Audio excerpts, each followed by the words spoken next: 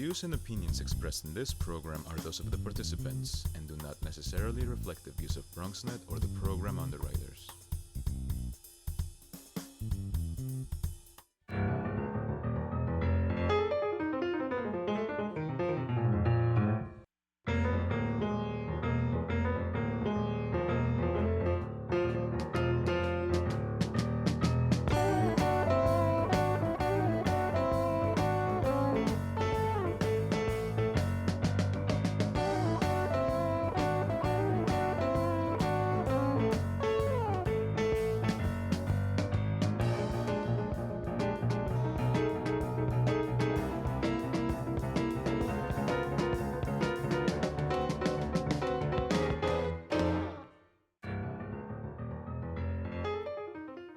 Good evening and welcome to BronxTalk. Even if you've been to the Cortlandt Park parade grounds or swimming pool or track and field stadium on Broadway, you might not know that adjacent to that track and soccer field are baseball fields, one of whom used to be the home field of the Manhattan College Jaspers, an NCAA Division I team. I say used to be because the field has been in such disrepair that in 2014 the NCAA ruled the field unplayable and forced the Jaspers to practice and play their home games more than an hour away upstate in Dutchess County Stadium in Fishkill, New York. The Jaspers, though, have other plans for a team that's been to the NCAA World Series regional finals, and history will show, you may not know this, that the seventh inning stretch originated at Manhattan College. They want to transform the rundown field in Cortlandt Park to a modern Jasper field and not only use it for Manhattan baseball, but establish a Bronx field of dreams for local teams to have a quality place to play America's pastime. So with spring training right around the corner, not to mention a March opening day for the Jaspers, let's welcome in Jaspers Athletic Director Marianne Reilly. Nice to have you with us. Thank you, Gary. And Manhattan head baseball coach Mike Cole. Coach, nice to have you with us. Thanks for having us. Ms. Reilly, let's really get into this here now. Yes. Golfers have been using it, and maybe gophers too. I don't know. But the field is in disrepair. What happened to get it there? And then, of course, we can lay out what your hopes and dreams are. Well, the team was very successful on the field that they played on in Cortlandt Park. But to keep it up, it was going to take a lot of effort. And my predecessor decided to move them up to Dutchess County, and maybe they'd be even more successful in a stadium-like environment, which is wonderful. But the wear and tear on the student athletes and missed class time. Not to mention the gentleman sitting next to you having to do travel arrangements instead of just walking down the block. Yes. Exactly. And so you lose that home environment. So every home game was an away game for our team. And my goal when I first came in as athletic director was to make sure I brought the team back home to the Bronx.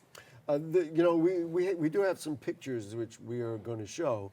And you can take a look at some of those. I mean, I made a list, and I was there, I guess it was in early September. Yeah. It needs a new scoreboard. We got to rebuild the infield. It needs a new pitcher's mound. I mean, I'm making a long list. It's literally building a field again. Base paths, new fencing, a backstop all around, dugouts, bullpens, a small portable bleacher, press box. Who does this? How does it work? Like, what's the vision to really build a new field? Well, I think our vision is really two phases, and we've already accomplished the first phase, which we've skinned the infield. We have built. You have done that? Yes, okay. We've done all of that. Pictures that we have, I mean, we can, as I said, show those pictures. So 85% of the game is played in the infield, and we felt that was the best investment for this spring.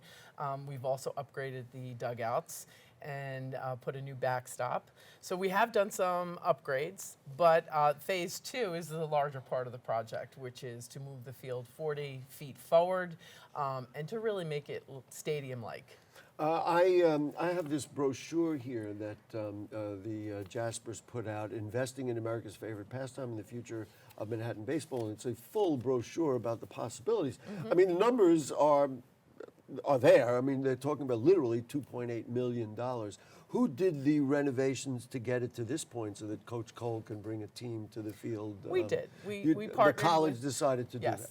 Yes, we partnered with the Clark Company, and they are field experts. So they came in and they upgraded everything that we need to do to be able to get on the field this year and present well. It's a public park. Yes. Let's be clear. I mean, it's not like your private property. What is the interaction with the Parks Department, and what are their thoughts about it? New York City and the Parks Department have been fabulous to work with. It's taken a while to build those relationships and have them understand that we want it more than just the Jaspers.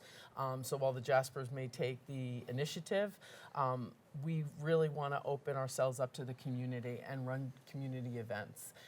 In my previous position, crosstown rival, one thing I always remember, we won't mention their name, but we did a lot of community service, and I remember someone saying, behind those gates, the students and the kids in the community don't know what's behind the gates, and it made it almost seem like Oz was behind the gates. And that You mean the gates in the park? No, the gates at the university. I see. And so that always resonated with me, and I said, this is a wonderful opportunity to bring our sport, our team, to the community so they can wander in and catch the game and start to interact with our student athletes. I think that's appropriate now to cue Marianne Reilly's shirt that she came in wearing the Bronx. She's a Bronx girl. Absolutely. And so this really is an opportunity for the, as you say, for the college to not only do something that's going to help the team, and we'll talk to the coach specifically about that, but really help the borough and build something really nice. Having grown up in the Bronx myself and used Van Cortlandt Park as my own backyard, I understand what it's like to be part of the community.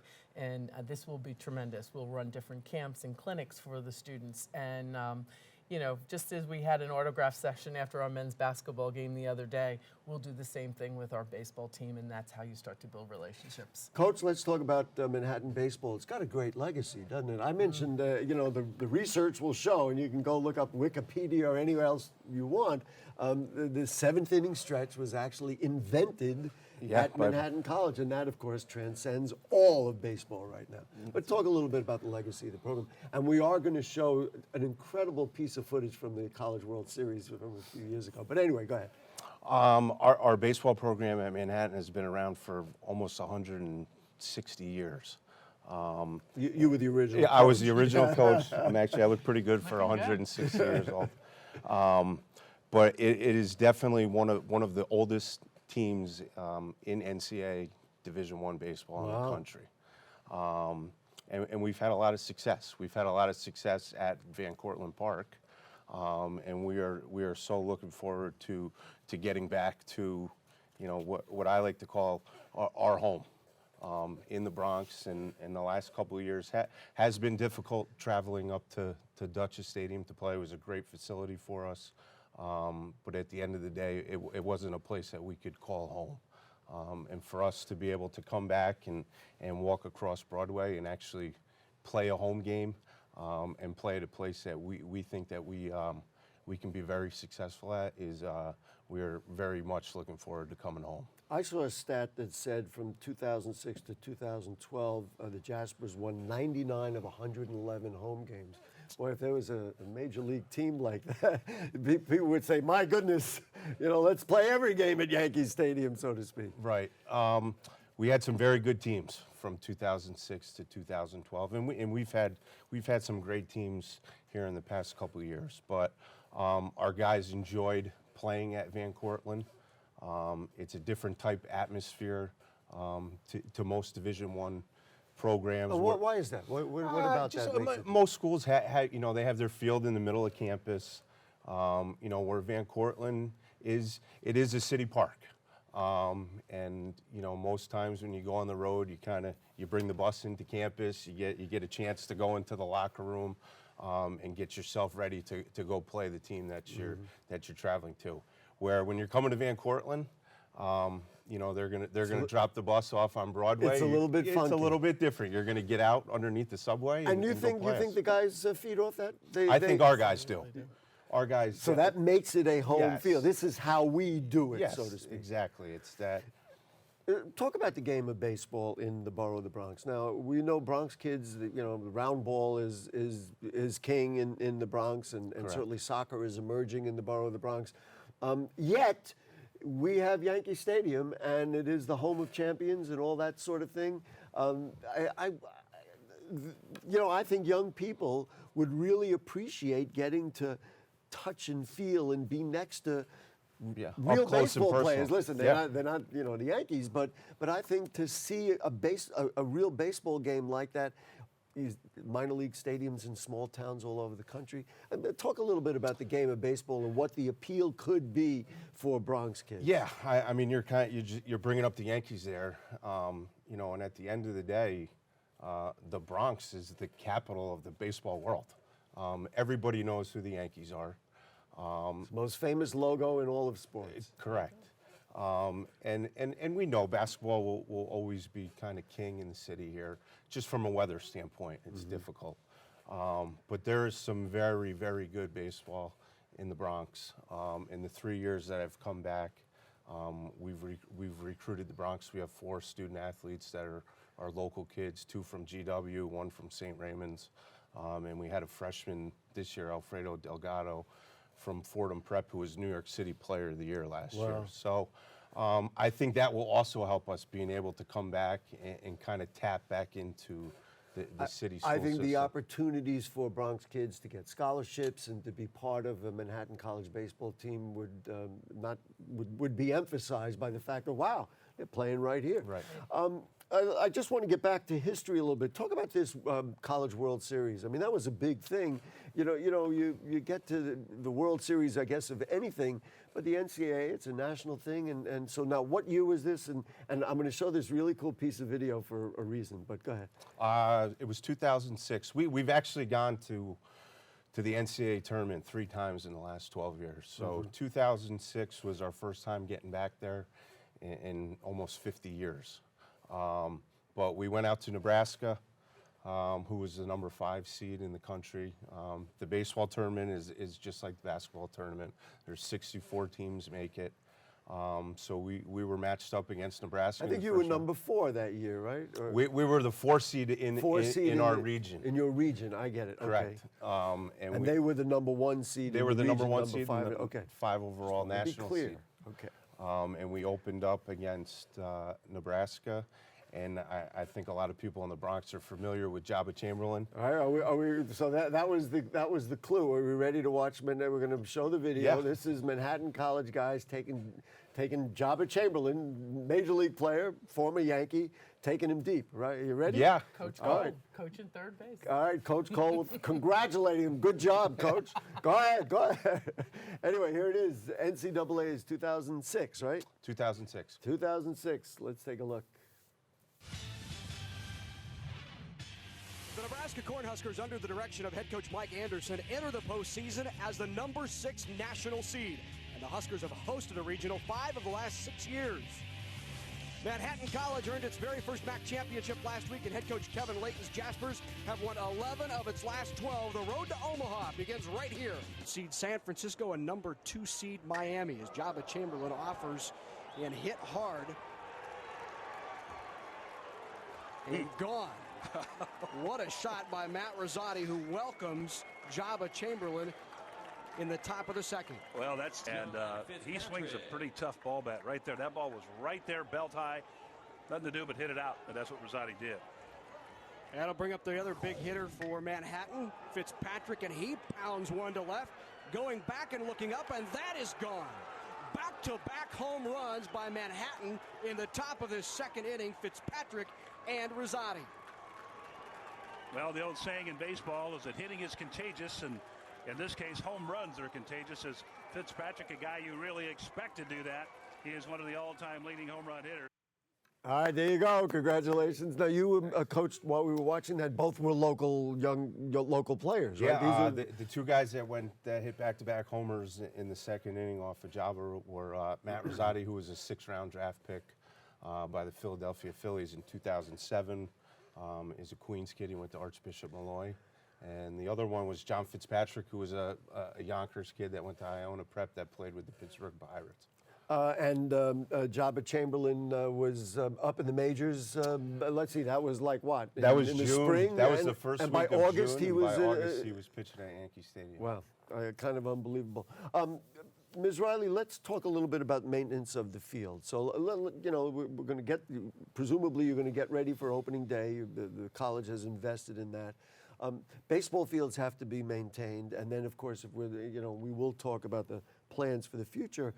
Who maintains the field? The Parks Department, we know, barely has any resources. What happens? Well, that's a joint effort.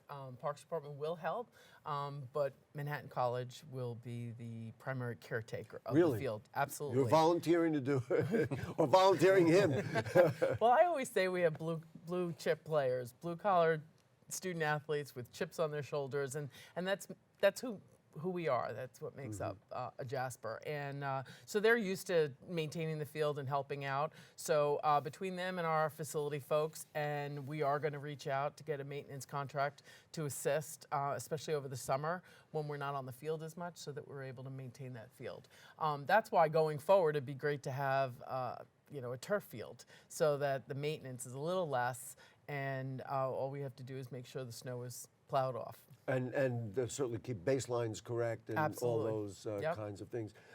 Let's go back to the funding question. So $2.8 million is a lot of money. We're looking for foundations. We're looking for grants. Is it city money? What's going to happen? All of it, not just alumni and friends and family of our alumni base, but we're looking for foundations to jump on board. We've already been in contact with some. We've gone to phase 2 in a grant that we have proposed out there, the David Prize grant. So we're excited about the future. It's an ongoing fundraising Absolutely. effort. I see. Let's also talk a little bit about some of the potential structures of what ultimately can happen. I know dialogues have been about establishing a baseball academy, about allowing other teams to use the field. If Manhattan College is playing on there, how are other teams going to use it? I mean, how could that work? Well, it very much will work the way it does now. There are many groups that use the field. We've met. Have they been using it, even though it's been in? No, not as we. Yes, in disrepair. Yeah, they will use it. You gotta straighten that out. I don't like that. Go ahead, sorry. Well, we have a lot of youth always groups. fending for Bronx kids. I can't help it. Yeah, well, that's why we see the need. So all the stakeholders have met, and who are they? They're different youth groups. Some pee-wee size, some in the junior high, and they use it over the summer. But they're all excited that Manhattan has taken this initiative, and they promise to be on board with us in helping to maintain it, watch it, security, all of that. Coach, let's talk about the high school teams in the Bronx and what the dialogue is about. I'm sure, I mean, I know they're like, yeah, okay, good, that sounds like a nice idea, but everybody's waiting, show us the money, but show us what really can happen. What is your real vision of incorporating high school teams and giving Bronx teams a chance to play on what hopefully will be a real nice field? Yeah, our vision and Marianne's vision is to, obviously, our season is not, we play from March until kind of the middle of May. And during that time period, we're sharing the field with the local high schools. Our vision, though, is to, if you look at the city championships now, they're held at Fordham, they're held at St. John's. We would like to put up a venue for the kids in our community in the Bronx. Certainly to have Bronx championships. Yeah, to look forward to, I could remember as a kid when you're playing at a big stadium growing up in middle school or high school, you look forward to having a chance to play in a great field. And it gives you a goal. It does. It I does. mean, a larger goal than what you might normally have, right? So when we talked about Field of Dreams, that's really what we're trying to build for, more for the community than for us. Have you heard from high school coaches who are saying, hey, not a bad idea? Oh, we have. Kennedy right in town. We're obviously in relationships with Fieldston and Riverdale, who Riverdale actually uses the field and has used the field for the last 10 years. They're probably dying to have it up. I mean, we showed the pictures. They're probably dying to have it up. Right. What about a sort of academy or something like that? I was thinking, aside from the fact that it will give young people an opportunity to play, and learn the game. But it'll give, presumably, it'll be operated by your organization and even some of the players. Yeah. And it'll give them a great experience. It'll be incredible. Really? College baseball and baseball, high school baseball and youth baseball in the last 10 years has really gone into the AAU circuit like basketball. And in the city, there's quite a few AAU city programs, and they do not have a field to play. So I think us being able to maybe put a little stadium, a turf field in the middle of the Bronx, will allow those programs a place to play. From a recruiting standpoint for us, I think it would be tremendous. But it's also an opportunity for our program and the city programs to run camps throughout the summer. And you and the college and the players, I guess, would be involved in that? Yeah, correct. Us and the city kind of joining together. With the Parks Department. Right. I want to put up, we have a picture, which I've got it here, but we can put it up on the screen of what it might look like. So there it is on the screen, which is the same thing here. What do we want to point out about this? First of all, we're looking at, in essence, major league dimensions with 400 in center field, 375 in the alleys, 310 down the line, 310 and 330. What are your thoughts about what people are looking at right now? I think it goes really well with the Parks Department project, Park Without Borders. They're doing the front of the park beautifully, and it's really to marry it up with that. So if you look on the back, we'd love to have a beautiful entrance. Doesn't have to be Jasper Field. I can show it here, yeah. Where it is a field of dreams, so that when, like Mike said, when the students come and the players come, not just ours, but the youth, when they come, they feel that they've achieved something by being able to step onto this field. So when it's a championship tournament, whatever, they feel like, wow, I've accomplished something. Like, I want to ask about the turf thing. I mean, I guess naturalists and environmentalists and people involved in the park would say, well, we have the natural grass and all that. So I guess from that perspective, from an environmental perspective, and then, and I know that we've developed since the original days of AstroTurf, but then also as far as playing on these kinds of fields, what's it like? It is as close to a natural surface as you can get. The upgrades, with fewer bumps and divots, and everything else. less maintenance, cutting the grass. Right. But if you look around the city, and especially in the Northeast, at our level, every college in New York City right now, besides us, has a turf field. Fordham, St. John's. I'm sorry for laughing. Yeah. I didn't want to be insulting to my friends. It's true. And in today's world, just the upkeep and the maintenance factor with having turf is tremendously easy. That we can get onto a field in February. We can play a home game in early March. As long as everybody's wearing long sleeves. Yeah, correct. But that's the nature of college ball. I mean, you got to start in March. We know that. Right.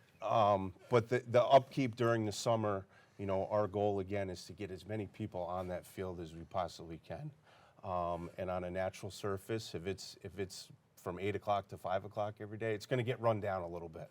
But to have turf and to be able to keep up with the amount of traffic that we want to go through there. I'm going to just do this off the top of my head. So let's just say you can run practices, let's say in the morning, maybe 11 to 2, Correct. which doesn't get in the way of weekdays of high school teams. Right. And then you can schedule teams to come on there for their games at 3 o'clock. I mean, you probably do at least double headers every day, every correct. weekday at 3 o'clock, 5 o'clock, and then, of course, depending on when the sun goes down and when they play it, right? I mean, they're both nodding every year, right? That's how it could work. Our permit right now within the city is from 12 o'clock to 2:30. So after 2:30, it's open to the public. It's open to the high school and kids. I know your athletes will have to go to class and stuff, but they're probably going to enjoy being around the high school kids. I'm assuming, given this process, you're going to encourage that. Like, let's see what's going on. Yeah, let's learn a little bit. Let's course. teach a little bit. Yeah. I'm excited. No, we're so looking forward to getting back.